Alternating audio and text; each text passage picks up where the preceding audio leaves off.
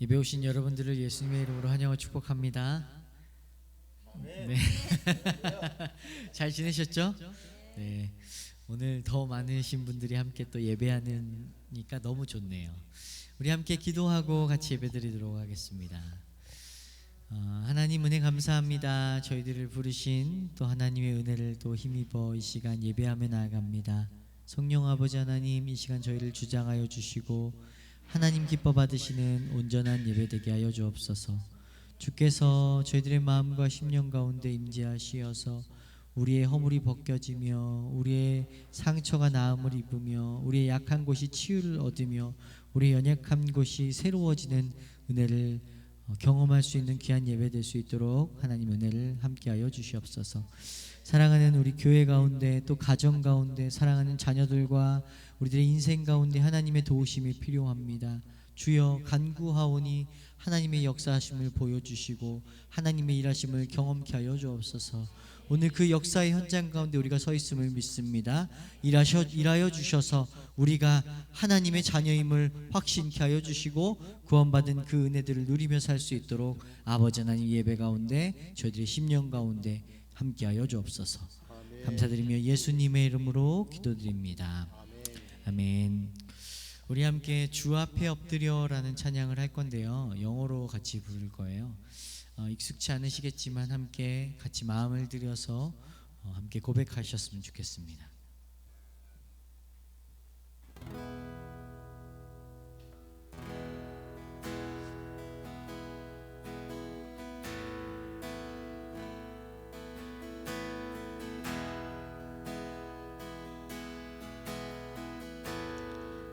Lord, I will bow to you.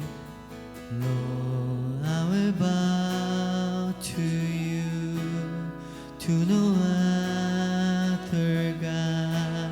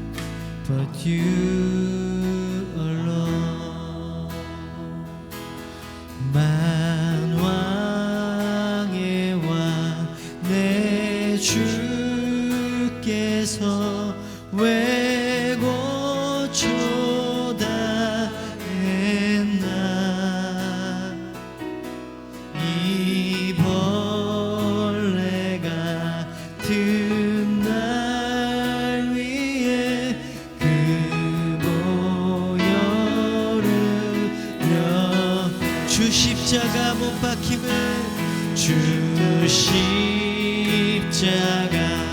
못 박히는 속죄함 아닌가 그 긍휼함과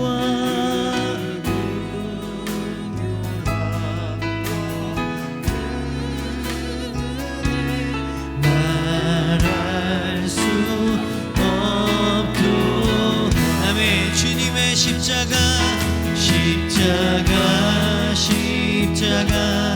내가 처음 볼 때에 나의 맘의 큰 고통 사라져 오늘 믿고서 내 눈 밝았네 참내 기쁨 우리 한 번 더 십자가 주님의 십자가 내가 처음 볼 때에 나의 맘의 큰 고통 사라져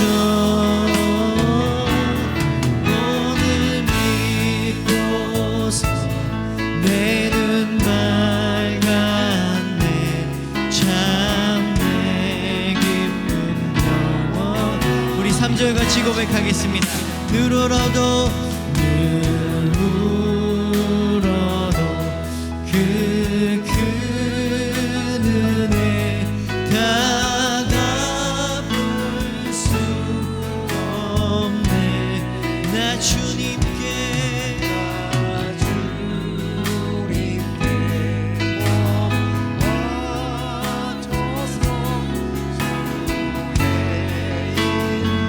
우리 한 번 더 힘있게 늘 울어도 그 큰 은혜 늘 울어도 그 큰 은혜 다 갚을 수 없네 나 주님께 몸 바쳐서 주의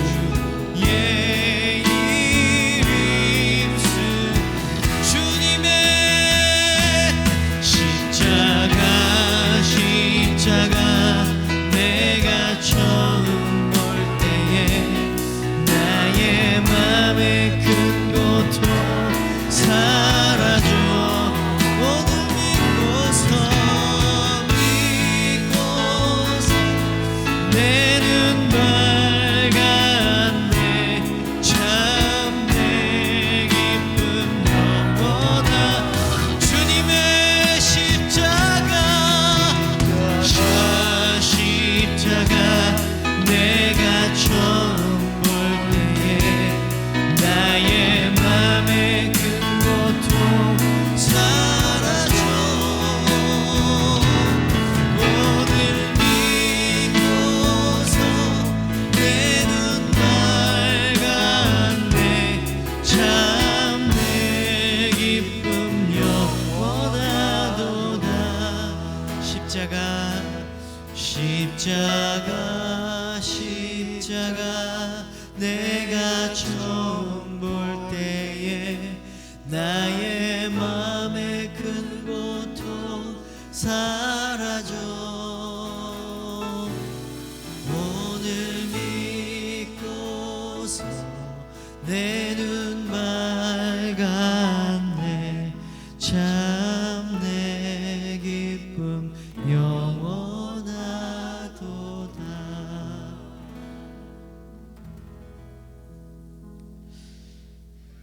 아멘. 여러분들의 첫 하나님과의 만남은 어떠셨습니까? 하나님을 처음으로 인격적으로 만날 때, 저 같은 경우에는요, 하나님 처음 만날 때 그 폭포수같이 쏟아지는 그 하나님의 은혜 때문에 감히 무엇도 할 수 없었어요. 그냥 제가 할 수 있는 것은 그냥 엎드려 우는 것밖에 없었습니다. 그렇게 몇 시간을 울었는지 모르겠어요.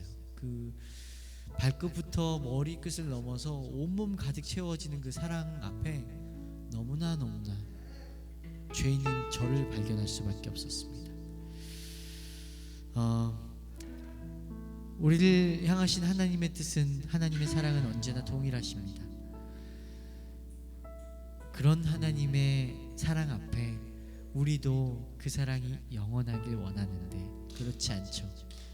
우린 날마다 변해요. 우린 날마다 넘어지고 연약해지고.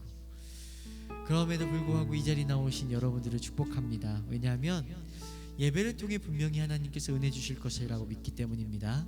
예배를 통해 우리의 잃어버린 첫사랑이, 우리의 식어진 마음이, 우리의 사라진 열정이 다시 회복되고 일어설 줄 믿습니다. 아멘. 우리 같이 하나님의 그늘 아래 함께 찬양하도록 하겠습니다.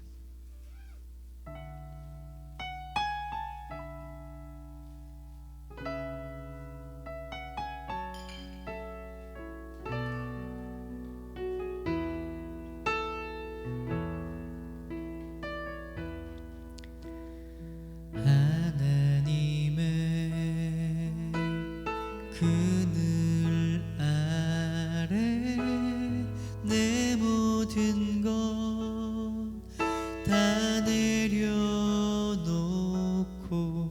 나 잠잠히 주를 묵상하네. 그 놀라우신 은혜를 끝이 없는 주의 사랑 강물 되어 흘러 흘러 내 영혼에 자유함 주시네. 날 새롭게 하시네.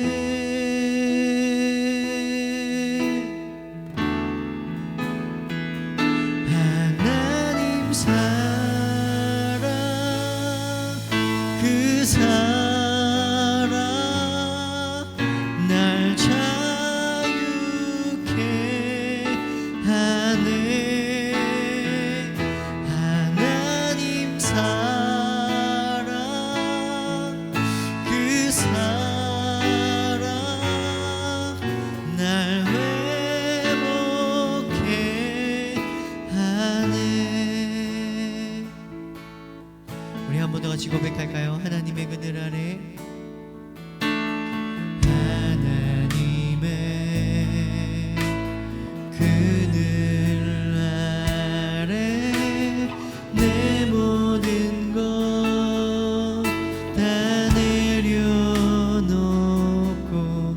나 잠잠히 주를 묵상하네. 그 놀라우신 은혜, 끝이 없는 주의 사랑, 끝이 없는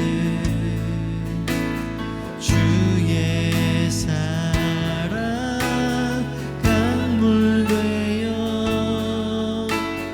흘러 흘러 내 영혼에 자유함 주시네. 날 새롭게 하시네.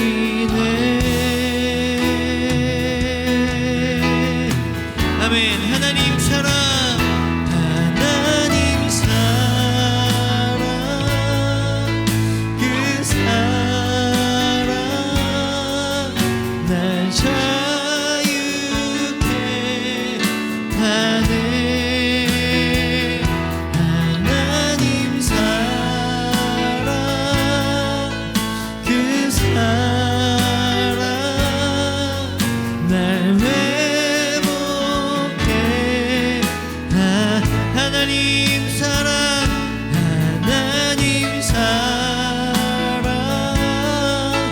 그 사랑 날 자유케 하네. 하나님 사랑 그 사랑 날 회복해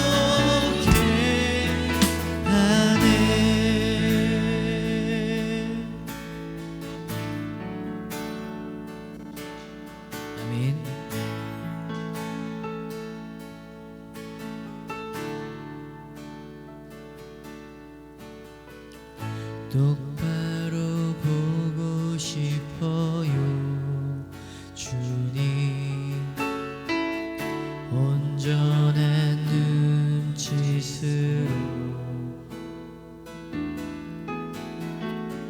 똑바로 보고 싶어요 주님 겪는지 하기 싫어요 하지만 내 모습은 온전치 않아 세상이 보는 눈을 마치 날 죄인처럼 멀리하며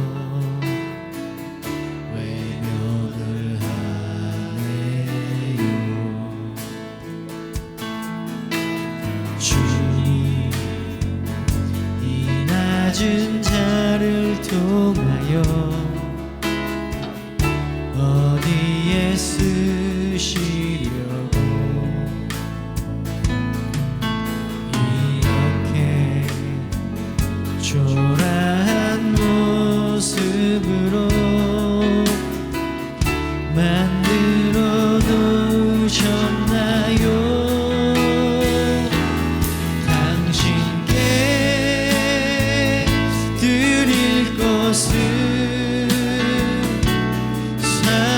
사모하는 이 마음뿐 이 생명도 달라시며 십자가에 놓겠으니 너울뿐인 육신 속에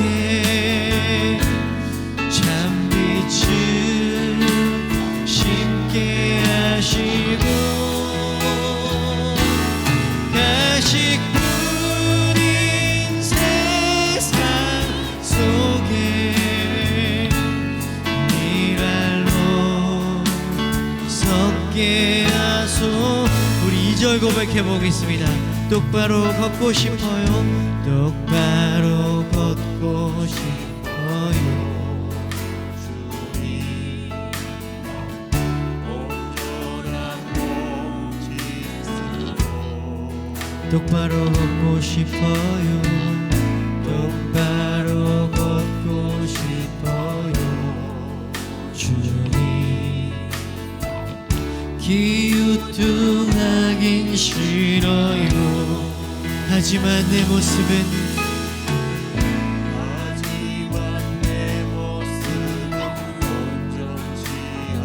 세상이 보는 눈은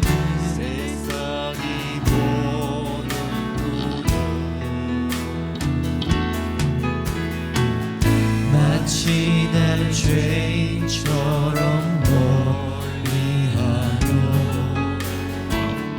외면을 하네요 주님 이 낮은 자를 통하여 어디에 쓰시려고 이렇게 초라한 모습으로 만들어 놓으셨나요 당신께 드릴 것은 사모하는 이 마음뿐 이 생명도 달라시며 십자가에 놓겠으니 거울뿐인 육신 속에 참빛을 심게 하시고 가식뿐인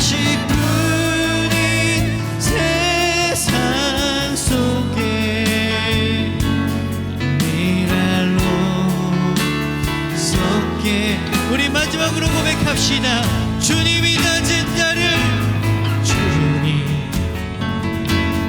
낮은 자를 또 모여 어디에 쓰시오. 이렇게 초라한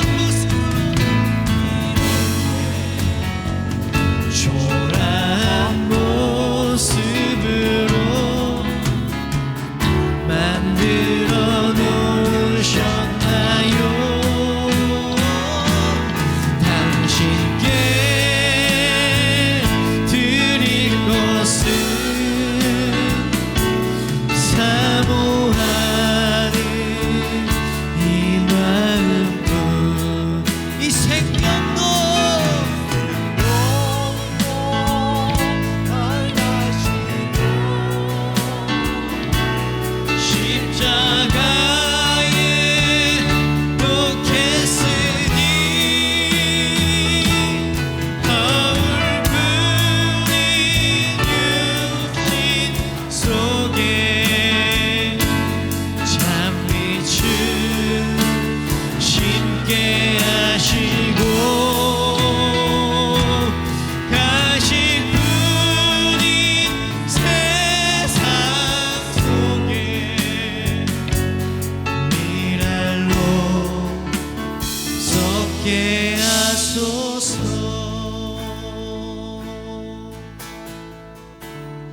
이 시간 같이 기도할까요? 하나님, 예배 가운데 하나님, 세상에 썩어진 것들 때문에 하나님 방황하며 하나님 연약함 가운데 살았던 내 모습이 있다면 주여 이 시간 우리를 용서하시고 아버지 하나님의 은혜 가운데 다시 돌아오게 하시어서 주님께 드릴 것은 십자가에 드릴 이 생명밖에 없사오니 주여 이 시간 저희들을 미랄로 썩는 은혜를 허락하여 주시옵소서라고 우리 함께 같이 기도하도록 하겠습니다.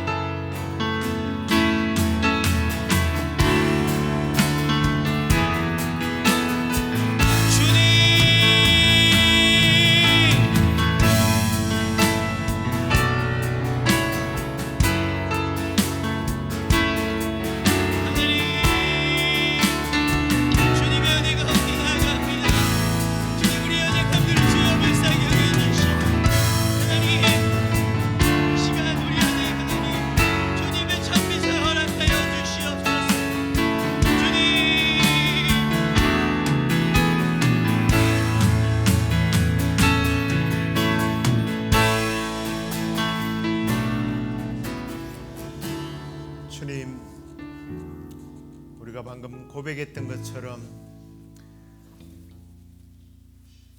믿음의 주요 온전케 하시는 주님만 바라보며 살기를 원하고 또 우리가 표대 되시는 주님을 향하여 똑바로 걸어가며 달려가며 나아가기를 원하지만 주님, 우리는 주님을 바라보기보다는 세상을 바라보고 또 세상에 주는 그 기쁨에 취해서 비틀거리며 나아가는 우리의 부끄러운 모습을 이 시간에 회개합니다. 주님만 바라보게 하시고 천성만 바라보며 뒤대로 서지 아니하고 주님께로 날마다 나아가는 우리 모두가 되도록 인도해 주옵소서. 말씀 듣습니다. 하나님, 이 말씀 속에 깨달음을 허락해 주시고 주님, 머리만 커지지 않게 하시고 가슴이 뜨거워지고 손과 발로 우리가 이 말씀을 살아낼 수 있도록 성령으로 충만케 하여 주시옵소서. 그렇게 해주시기를 소망하며 예수 그리스도의 이름으로 간절히 기도드립니다. 아멘. 네, 하나님 말씀입니다. 야고보서 3장 17절과 18절 말씀입니다. 같이 읽겠습니다. 오직 위로부터 난 지혜는 첫째 성결하고 마음에 화평하고 관용하고 양순하며 긍휼과 선한 열매가 가득하고 편견과 거짓이 없나니 화평케 하는 자들은 화평으로 심어 의의 열매를 거두느니라. 아멘. 오늘은 지혜로운 자 미련한 자 두 번째 시간으로 말씀을 받도록 하겠습니다. 우리가 지난주에 지혜자와 미련한 자에 대한 내용을 살펴보았습니다만, 특히 이제 우리가 그 미련한 사람에 대해서 우리가 살펴보면서 좀 느끼는 게, 여러분은 어땠는지 모르겠습니다. 우리가 관찰하고 있는 성경에서 또 말하는 이 미련한 자를 우리가 사실은 살펴보면 전혀 미련해 보이지 않습니다. 성경에서 말하는, 지난주에 배웠던 우리 미련한 자가 어떤 사람이에요? 독한 시기가 가득 차고 다툼이 있고요, 그 다음에 진리에 대하여 반격하고, 그리고 진리가 거짓인 것처럼 말을 하며 사람들을 현혹시키고, 야망이 넘치는 사람, 교만하죠, 남을 기만하죠, 또 세상의 지식이 넘쳐나죠, 정욕적이고 마귀적이다. 제가 마귀적이다 할 때 귀신같이 한다고 그랬죠. 여러분은 그런 사람들이 미련하게 보여요? 아니요. 세상은 그런 사람들을 뭐라고 그래요? 똑똑하다고 그래요. 똑 부러진다고 그러죠. 너무 똑똑하다고 그렇게 생각하지 결코 미련하다고 생각하지 않습니다. 그런데 하나님께서는 그런 사람을 일컬어서 미련하다 그래요. 좀 이해가 안 되는 부분일 겁니다. 왜 그럴까요? 그들이 아무리 똑똑하고 자기 것을 자기 것으로 차지하고 먹는다 할지라도 그건 하늘로부터 온 것이 아니기 때문이에요. 아무리 똑똑해도 하나님의 지혜 또한 따라갈 수 없기 때문입니다. 우리가 고린도전서 1장 25절에 보면, 이게 사실은 이럴 수는 없지만 이렇게 비유를 합니다. 하나님의 어리석음이 사람보다 지혜롭고 하나님의 약하심이 사람보다 강하니라. 여러분, 하나님이 어떻게 어리석을 수 있겠습니까? 비유하자면 그렇다는 거예요. 우리의 지혜와 비교해 본다면 하나님의 어리석음이 인간이 아무리 잘나도 그거보다 낫다라는 거죠. 컴퓨터를 놓고 좀 이해를 하면 쉬울 겁니다. 아마 이제 컴퓨터를 286대부터 사용해 보셨던 분은 알 거예요. 엄청나게 비쌌습니다. 386대 컴퓨터 값이 대단했습니다.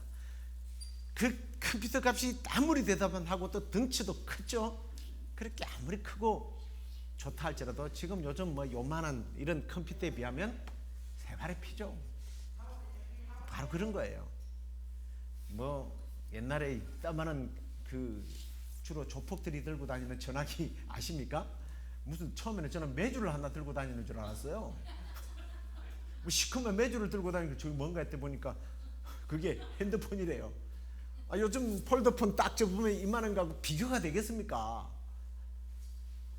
하나님의 지혜와 인간의 지혜, 그런 차이예요. 그래서 우리는 인간의 어떤 지혜, 이것이 하나님 보기에 아무리 똑똑한 것 같아도 하나님 보기에는 미련하고 어리석은 모습이다라는 것을 야고보는 우리에게 전하고 있습니다. 그러면 그런 어리석은 열매가 아닌 하나님이 주시는 하나님의 지혜, 그 지혜로운 사람은 어떤 사람을 말하는가? 아니, 참된 지혜라, 하늘로부터 온 지혜는 어떤 것인가? 이걸 오늘 이 말씀을 통해서 이 야고보는 증거하고 있습니다. 하늘로부터 오는 참 지혜, 그건 일단 어떻게 들어올까요? 성령을 지혜의 영이라고 그렇게 부릅니다. 딴 것 없어요. 지혜의 영이 우리 안에 들어오셔서 이 성령이 우리 안에서 일하시고, 성령이 충만해지면 우리 메마른 사막과 같은 우리의 삶이 생수가 공급되니까요, 살아나는 거예요. 미련함이 아닌 풍성한 지혜의 열매를 맺게 되는 것입니다. 그래서 그걸 이제 오늘 우리가 나눌 텐데요.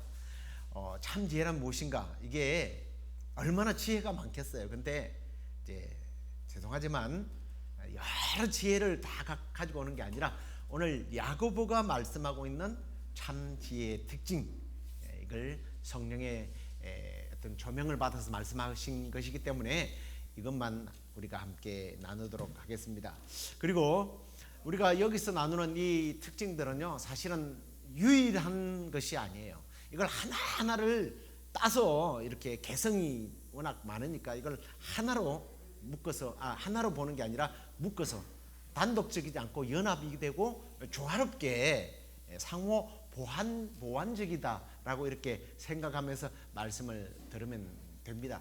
그래서 한편으로는 나는 이게 없고 저게 없고 그게 아니라 어느 한 것이 있어도 그것을 통해서 또 묶어서 따라서 가는 것으로 이해를 하시면 좋겠습니다. 물론 우리가 부족하고 또 부끄러운 부분이 있다면 깨닫게 되고 그 부족한 부분을 성령님께 구해야 되겠지만, 이것이 하나하나 이 연세가 내가 이 연세가 있으니까 이 지혜가 있으니까 너 나보다 못하지, 이게 아니라 똑같은 지혜의 어떤 분량을 가지고 함께 어울려지고 이 지혜가 공동체 안에서 적용될 때에 이 공동체가 사실은 열매를 맺게 되는 그런 내용이라는 것을 여러분 좀 인식하면서 의식을 하면서 말씀을 드려야 될 거예요. 왜냐하면 지난주에 제가 말씀을 드렸습니다만 지혜는요 결코 개인적인 것이 아니에요. 저 사람 똑똑한 애가 아니라 우리 모두가 수용해서 함께 자라나는 걸 말이에요. 그래서 지혜는 지난주에 그랬죠. 개인적인 것이 아니라 타인과 더불어라고 말씀드렸습니다. 타인과 더불어서 행동하고 타인과 더불어서 행동할 수 있는 지혜가 참된 지혜라고 말씀드렸기 때문에 이걸 우리 모두에게 좀 적용하는 그런 말씀으로 이제 배우게 될 텐데, 이 17절에서 18절에는 굉장히 많은 내용들이 나옵니다. 첫 번째가 이 참 지혜는 위로부터 난 지혜는 첫째로 성결하다 라고 되어 있습니다. 우리는 이제 이 성결한 것을 순결과 조금 연관을 짓는 경우가 참 많아요.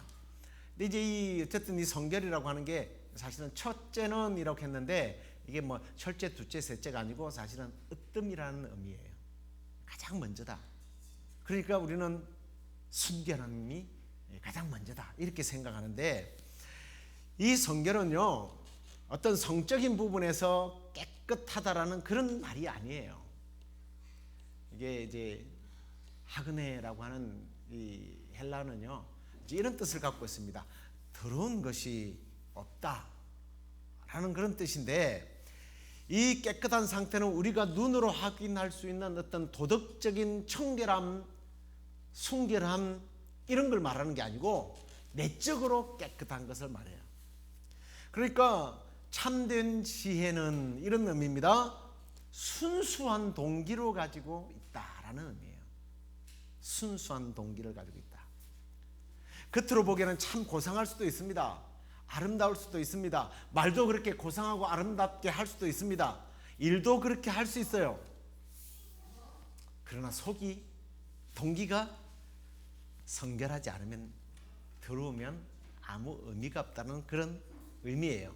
조금 이해가 되기 위해서 제가 한 예를 들면, 이전에 그 노숙자들 선교단체 모임이 있었는데요. 그때 어떤 여자 목사님이 자기 굉장히 친한 지인이 한 명 있는데, 이분은요 남들에게 베푸는 삶, 돕는 것을 너무 좋아한대요. 그분의 기도 제목이래요. 그분이 꿈이래요. 그런 사람 우리는 존경해요, 안 해요? 존경해야죠. 그런데 흥미로운 점은 막상 사실은 그 일을 해야 될 때가 되면 꼬리를 만답니다. 근데 어떤 때는 하고 어떤 때는 안 해요. 그럼 어떤 때는 하고 어떤 때는 안 하겠습니까? 이 어떤 때는 어떤 때예요? 자기의 이름이 드러날 때. 자기를 내세울 때는 정말 천사처럼 안 돼요. 근데 자기 이름이 안 드러나면 내가 언제라는 식으로 사라져 버린대요. 자기 이름이 드러나지 않을 때는 모르는 척 한답니다. 이게 뭐냐면 성결하지 않는 삶이에요. 동기가 벌써 뭐예요? 나를 내세우겠다는 거예요. 자기를 내세우겠다는 거예요. 하나님은 그런 동기를 가진 사람을 지혜자라고 말하지 않아요. 미련한 인간이라고 말합니다. 세상의 어떤 가치관으로 볼 때는 그 사람 어디 가서 박수를 받을지 모르지만 하나님 앞에서는 결코 박수를 받지 못한다는 거예요. 언제 이러는 거죠? 아유, 하나님, 내가 그거 했잖아요. 뭐 예수님 그 비유 말씀하셨지 않습니까? 아니 뭐 저기 배불리 없는 사람 보고 예수님 막 엄청 칭찬하면서, 야, 네가 나를 그때 내가 갇혔을 때 너 찾아봤지. 네가 배고플 때 나한테 먹여줬지. 고마워. 내가 붓고 있을 때 네가 옷도 입혀주고 고마워. 그랬더니 이 사람이 그래요. 예수님 내가 언제 그랬는데요? 나 예수님께 그런 짓 안 했어요. 그리고 이 사람은요, 그가 한 일에 대해서 다 뭐예요? 잊어버린 거예요. 아니, 사람들을 의식하면서 한 게 아니에요. 그러니까 내가 그런 일을 했나? 이 정도로. 예수님 그분을 칭찬했습니다. 그런데요, 거기서 옆에 듣고 있던 사람이 따져요. 예수님 나는요? 나는 했어요. 나는요, 목에 갇힌 사람들도 돌아보고요, 병든 사람들에게 약도 갖다 주고요, 굶주린 사람 먹여도 주고 그랬습니다. 그랬더니 예수님 뭐라고 그래요? 언제? 그래요. 예수님이 치매인가요? 그 동기가 성결하지 않으면 주님은 너 모르는 일인데. 그렇습니다. 여러분, 참된 지혜의 열매는 바로 진정한 성결의 마음으로 순수한 동기를 가지고 정말 영혼들을 불쌍히 여기는 마음으로 섬기는 자세, 이게 참된 지혜자의 자세입니다. 그래야 주님 앞에 갔을 때에 칭찬받아요. 내가 언제 어떻게 일했는지 수첩에다 적어놓고 천국에 가보세요. 딱 하면 예수님이 제일 먼저 제 주머니부터 털어라 이래가지고 주머니에 적어놓은 저기 그 수첩부터 빨리 불에 태워라 그래. 내 점거물인데 그러면 그거는 점거를 채택하지 않으면 이러는 거예요. 여러분, 절대로 우리는 내가 드러나기 위한 일들을 하지 마십시오. 그것은 미련한 짓입니다. 두 번째, 오늘 보니까 화평한 말씀을 하고 있습니다. 하나님으로부터 오는 지혜는 화평을 갖게 한대요. 그 지혜는 우리 안에 거하게 될 때에 우리로 하여금 이웃을 소외시키거나 악한 생각을 하지 못하도록 막아주는 거예요. 사실 우리 주변에는 이게 천성적인지 후천적인지 잘 모르겠지만 이웃과 잘 다투는 싸움 닭들이 많아요. 그래서 그런 사람들을 보면 자꾸 거리를 두고 싶죠. 그 사람들은 지난주에 배웠던 독한 시기와 다툼이 늘 그 안에 있는 거예요. 그러나 참된 지혜의 영이신 성령이 우리 안에 충만하게 역사할 때는 성령은 화평케 하는 일이거든요. 화평하는 사람이 되어서 상처를 주는 말이나 행동, 해를 입히는 그런 역할이 아니라 오히려 그런 사람들을 돌아보는 사람이죠. 남의 고통을 들어주고 치료해주고 보듬어주는 사람, 위로해주는 사람. 나에게도 상처가 있지만 내가 상처를 받아보니까 다른 사람의 상처를 이해한다. 그리고 안아주는 사람. 그래서 화평을 가져오는 사람. 이게 참된 지혜자라는 거예요. 그 다음에 또 보니까 관용하다라고 되어 있어요. 그런 사람은, 참된 지혜는 관용의 사람이라고 나오는데, 이 13절에 보면 온유함이 나오는데, 이게 이제 같은 의미로 우리는 관용과 온유를 이해하는 경향이 있습니다. 온유도 우리가 생각하는 흐리뭉텅이 아니라고 지난번에 말씀을 드렸고요. 이 관용은 영어로는 젠틀이라고 번역이 되어 있던데, 사실 우리나라 관용이라는 말도 제대로 된 번역이 아니고요. 이 젠틀이라고 하는 이 말도 사실은 이 헬라의 의미는 아니에요. 이 관용이라고 하는 자체가 사실은 뭐 참을성이 있고 공평하고 중용을 취한다 뭐 이런 좀 뜻을 갖고 있는데, 이 헬라의 뜻이 에피에케스, 뭐 이게 뭐 여러분이 들으면 다 잊어먹겠지만 다르다는 의미로 말씀을 드리기 위해서 그냥 소개하지만, 이건 이런 겁니다. 왕으로서의 위치에서 백성들에게 심판을 해도 되지만 그럼에도 불구하고 인내하면서 자비를 베푸는 자세. 왕이 심판해야 되지만 자기 백성을, 죄를 심판하지 않는 그 용서해 주는 마음. 이게 성경에서 사실은 여기서 말하는 관용이라는 뜻이에요. 이게 우리가 사실은 가능하겠습니까? 불가능하죠. 그런데 가능할 수 있다라고 하는 거예요. 왜냐하면 성령, 지혜의 영이신 성령이 우리 안에 들어와서 충만하게 역사하시면 그 하나님, 왕이신 하나님의 성품을 우리가 담게 되는 거죠. 그래서 자신의 권리가 빼앗길까 봐 악착같이 다투지 않고, 자신의 권리가 빼앗기더라도 그것에 집착하지 않고 내려놓는 마음. 이게 참된 지혜자의 마음이라는 거예요. 우리가 뭐 찬양은 예수를 닮기 원합니다. 그리스도의 장성한 분량까지 자라기를 원합니다. 그러면 이런 관용의 자세를 배워야 되는데 그건 하나님이고요. 나는 그렇게 못하겠는데요. 이러면 그건 말이 안 되잖아요. 우리가 그리스도의 성품을 남는다는 것은 이런 왕의 성품으로 좀 갑질하지 않고 우리가 늘 을에게 이렇게 베푸는 삶. 이게 관용을 말합니다. 그 다음에 여기 보니까 양순 씨가 나오네요. 양순 씨가 누구죠? 우리 장모님 이름이 배양순 아니었나? 양숙이구나. 좀 비슷하네. 양숙. 옛날에 양순이가 많았던 것 같아요. 우리 고모가 양순이네.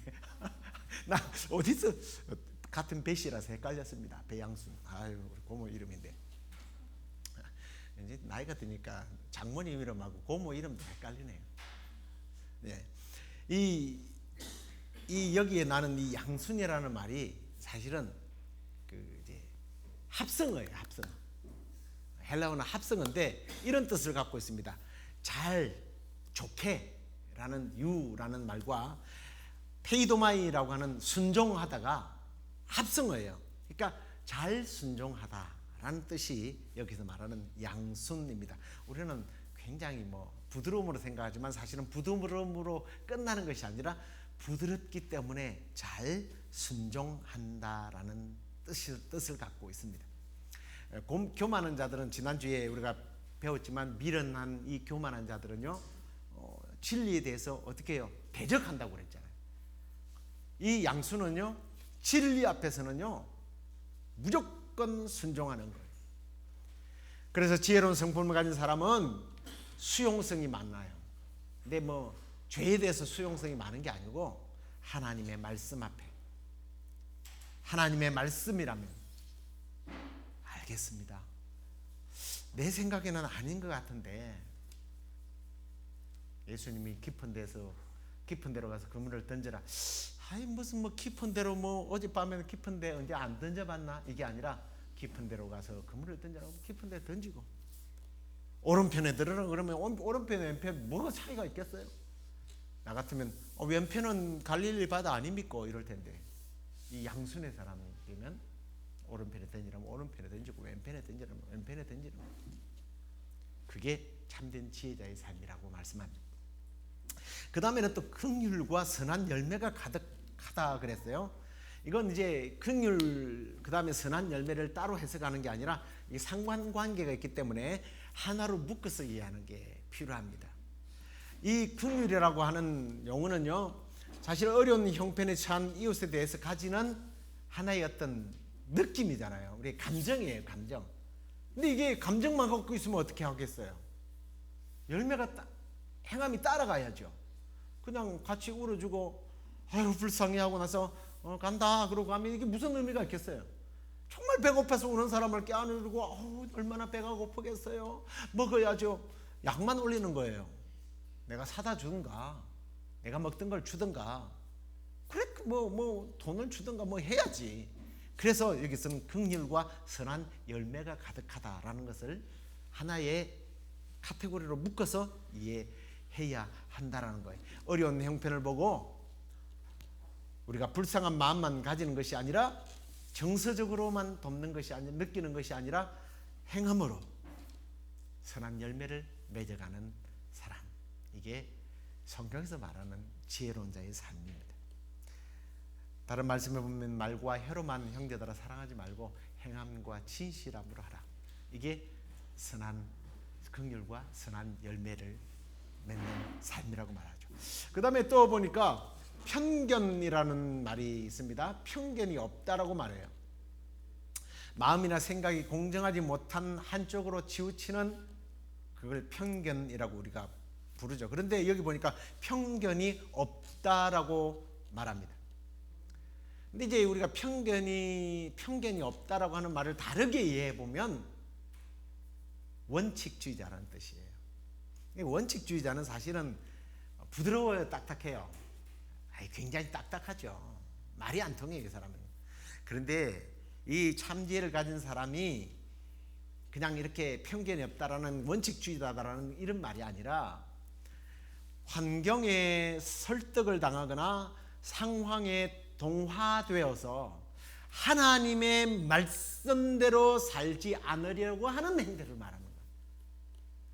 그러니까 다시 말씀드릴게요.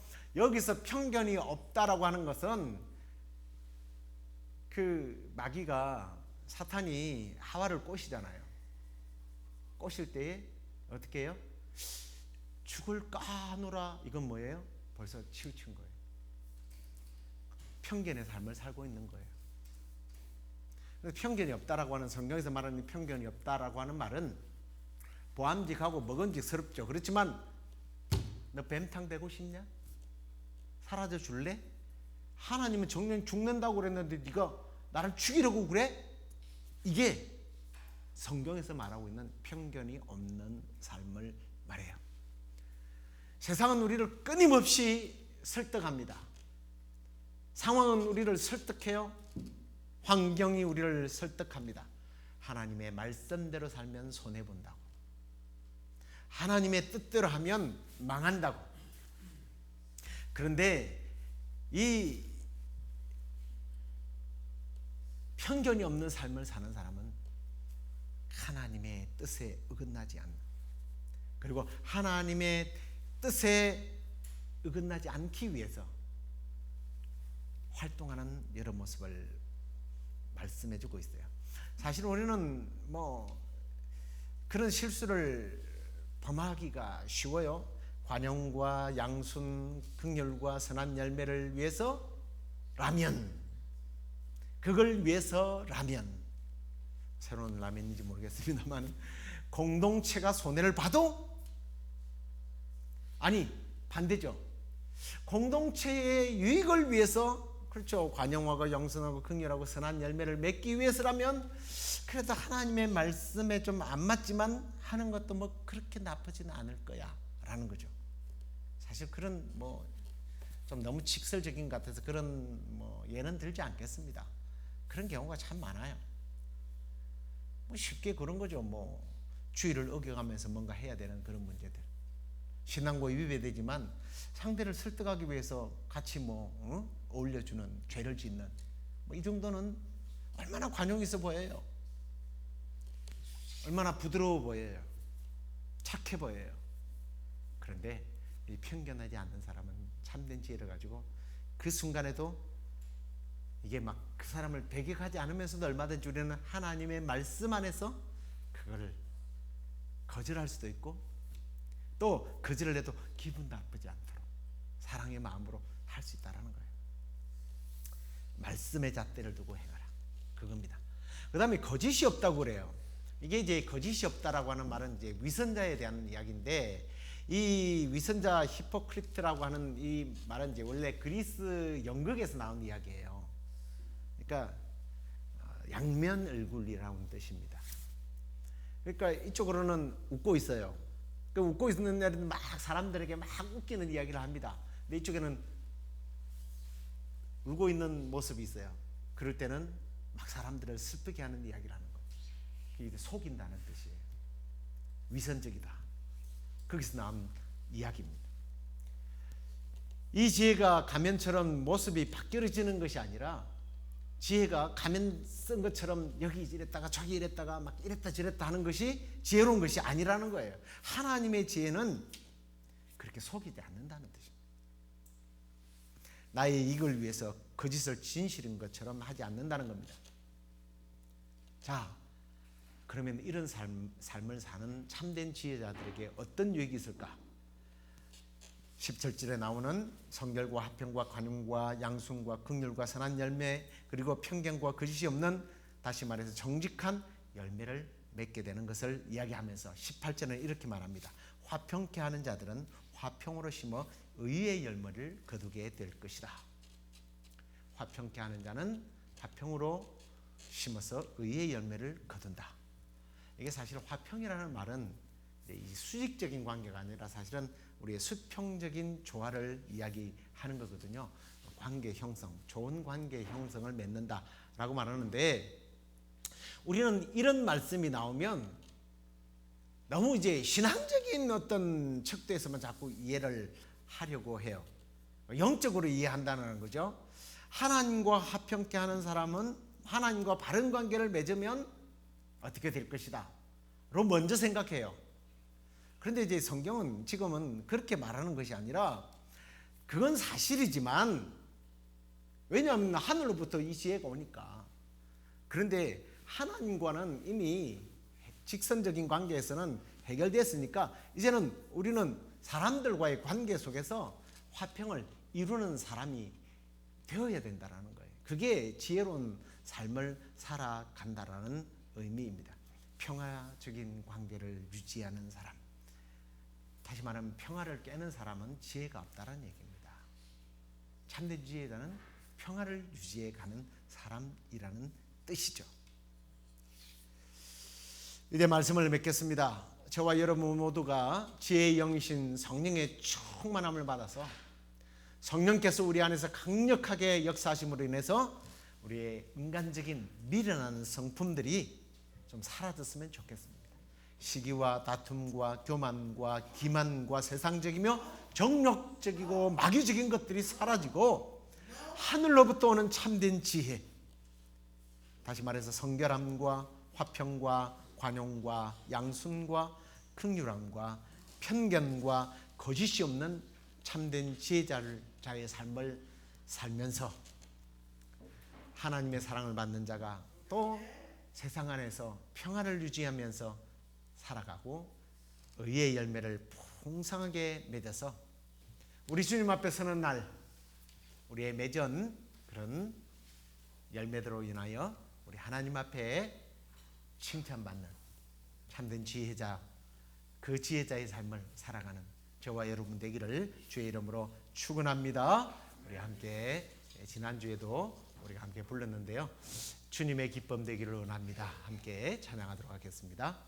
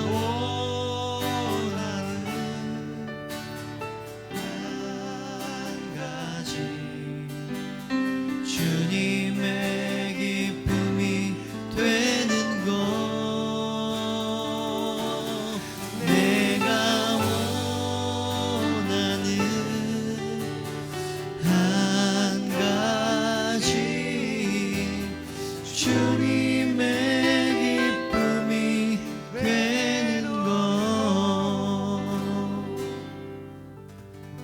우리가 고백한 것처럼 내가 원하는, 내가 보여지고 내가 드러나는 것이 아니라 나의 성품을 통하여, 나의 말을 통하여, 나의 행동을 통하여 주님이 드러나기를 원합니다. 내가 드러나기 원하는 삶은, 성경은 분명히 그것은 미련한 삶이요 어리석은 삶이라고 말씀하고 있고, 주님이 드러나는 일, 내 사랑하는 공동체, 내가 속한 주님의 몸된 교회가 함께 어우러지고 함께 성장하고 성숙해지고 평화를 이루게 하는 삶은 우리 주님이 참된 지혜자의 삶이라고 말씀합니다. 그런 사람은 주님의 기쁨이 되는 사람입니다. 우리 이 시간에 주님, 그렇습니다. 내가 주님의 기쁨 되기를 원합니다. 참된 지혜자의 삶을 살기를 원합니다. 내 안에 미련한 삶이 있다면 주여 이 시간에 주님께서 참으로 성령의 불로 태워주시고 성령의 충만함을 통하여 주님의 기쁨이 되는, 주님이 사용하는 참된 지혜자의 삶을 살게 하옵소서. 우리 함께 기도하겠습니다. 아버지 하나님, 그렇습니다. 주님, 내 안에 부끄러운 미련한 성품이 있습니까? 시기와 질투와 다툼과 교만과 기만과 세상적인 것, 사탄이 좋아하는 그런 마음들, 정력적인 그런 어리석은 모습이 있다면 이 시간에 성령이여, 성령이여, 성령의 불로 태워 주옵소서. 성령의 불로 태워 주옵소서. 그래, 성령과 아버지 하나님 하나가 되어 아버지 성결하고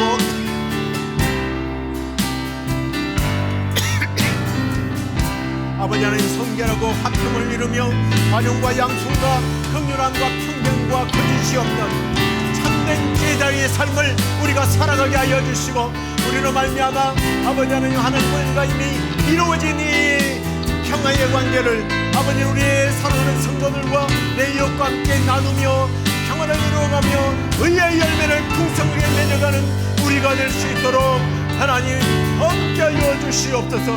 우리를 그렇게 사용하여 주옵소서. 우리가 그런 주님의 기쁨 되기를 원합니다. 주님, 우리를 사용하여 주시옵소서.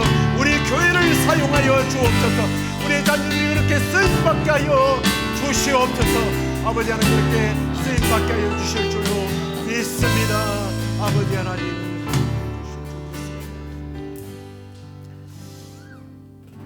이 시간에 우리의 먼 이웃이지만 그 땅에 하나님의 평화가, 하나님의 복음이 들어가기 위해서 우리가 다시 한번 기도하도록 하겠습니다. 우크라이나 땅은 이미 기독교가 2000년이나 지난 그러한 정말 기독교 강국이에요. 어쩌면 그런 강력한 기독교의 국가들 때문에 그런 오늘날 세계적인 종교 강국이면서 돈이 많아서 침략해오는 이방 세계의 종교들을 막아주고 있는 겁니다. 그 땅의 평화를 위해서 우리가 이 시간에 함께 기도하고요, 튀르키예, 터키 그곳을 위해서 기도하는데, 하나님의 유일한 교회가 무너졌지만 그 교회가 미랄이 되고 썩어져서 많은 교회가 세워지는 복음의 역사가 이번 기회에 일어나게 해달라고 기도하십시오. 우리 함께 통성으로 기도하겠습니다. 아버지 하나님, 이 시간에 다시 한번 우리가 주님, 저 피 흘리는 땅, 저 피 흘리며 싸우고 있는 땅을 위하여 기도, 하나님을 바라보며 눈물로 기도하는 우리 우크라이나 땅에 믿음의 성도들의 기도를 받으시고, 하나님 그 땅에 침입하고 침공한 그 러시아 병사들과 그 지도부들이 회개하고 하나님 앞에 두 손 드는 역사가 있게 하여 주옵소서. 그래, 다시 한 번 더 복음을 위하여 쓰임받는 민족으로 하나님 세워 주시옵소서. 아버지 하나님, 특히 튀르키예를 위하여 기도합니다. 아버지 하나님, 그 땅이 주님 어떤 범죄로 인하여 그렇게 되었는지 하나님 우리는 알 수 없지만, 하나님 범죄 때문이 아니라 하나님의 가운데 이런 일들이 일어난 줄 우리는 믿습니다. 하나님, 이 땅을 향하신 하나님의 진노를 거두시고 하나님의 자비와 하나님의 사랑과 하나님의 긍휼이 그 땅에 임하여 주시며 아버지는 무엇보다도 무너진 하나님의 교회가 아버지는 다시 세워져 나가기를 원합니다. 그 무너진 아가페 교회를 통하여서 아버지는 그 교회가 하나의 미달이 되어서 아버지는 많은 교회들이 세워지는 역사들이 있도록 하나님께서 교회를 세워주옵소서. 복음으로 불붙게 하여 주옵소서. 아버지는 여기를 통하여 구원 얻는 하나님의 백성들이 아버지는 주께로 돌아오는 역사가 일어나도록 하나님, 그들의 신이 거짓된 신이라는 것을 깨닫는 역사가 일어나도록 하나님 역사해 주시옵소서. 오 주님, 그래요 주님, 우리 모두가 하나님 하시는 일들을 위하여 감사하며 찬양하며 영광 올려드릴 수 있도록 인도해 주시옵소서. 하나님, 우리가 그동안에 세상이 평가해주는 지혜, 세상 사람들이 말하는 똑똑함, 똑 부러지는 성격이라고 착각했던 시기와 다툼과 교만과 기만과 세상적인 것들, 무엇보다도 정욕과 마귀적인 것들에 사로잡혀서 정말 미련한 어리석은 삶을 살았던 우리의 부끄러운 모습을 다시 한 번 더 회개합니다. 지혜의 영이신 성령이여 우리 안에 충만하게 역사하셔서 주님이 원하시는 참 지혜자의 삶을 살아가게 하여 주옵소서. 그래야 주님 성결하고 화평하며 관용하며 양순하고 긍휼과 편견과 거짓이 없는 삶을 살면서 주님 앞에 의의 열매를 가득 맺어 하나님 앞에 영광 올려드리는 복된 삶을 살게 하여 주옵소서. 우리가 피 흘리는 땅 그리고 무너진 교회를 위하여 기도했습니다. 하나님, 그곳에 하나님의 영이 함께 하시고 혹시 진노 중이라면 하나님 그 진노를 거두어 주셔서 하나님만이 유일한 신이고 하나님이 참 신이심을 깨닫고 복음 안으로 들어오는 놀라운 역사가 일어나도록 하나님 함께해 주시옵소서. 지금은 우리 주 예수 그리스도의 은혜와 하나님의 그 크신 사랑과 성령의 위로 교통 충만하심이 앞으로 지혜로운 삶을 살아 하나님 앞에 의의 열매를 맺어드리기를 원하는 우리 시애틀 영락교회 성도들과 그리고 피 흘리는 땅들 가운데 그리고 오늘도 복음을 들고 복음의 오지에서 복음을 증거하는 귀한 선교사들과 그들의 자녀들 가운데 지금부터 영원토록 함께 있을지어다. 아멘.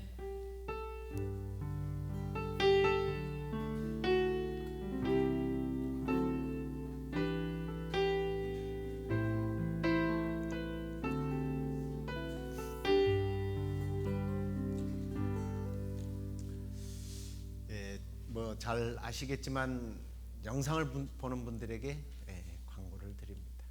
저희 교회는 화요일 날 6시 30분에 현장 예배를 드리고 있습니다. 현장 예배 오셔서 함께 찬양으로 또 하나님 앞에 영광 올려드리기를 원하시는 분들은 누구든지 환영을 하고요. 이 영상은 목요일 날 3시부터 이제 영상으로 올려지게 되는데 그 영상 예배 드리시는 분들은 예배를 보지 말고 예배를 꼭 드리는 사람이 되어서 함께 동참해서 찬양하고 말씀 듣고 기도하고 동참했으면 좋겠습니다. 남은 시간도 평안하시고 주일날 뵙도록 하겠습니다. 안녕히들 돌아가십시오.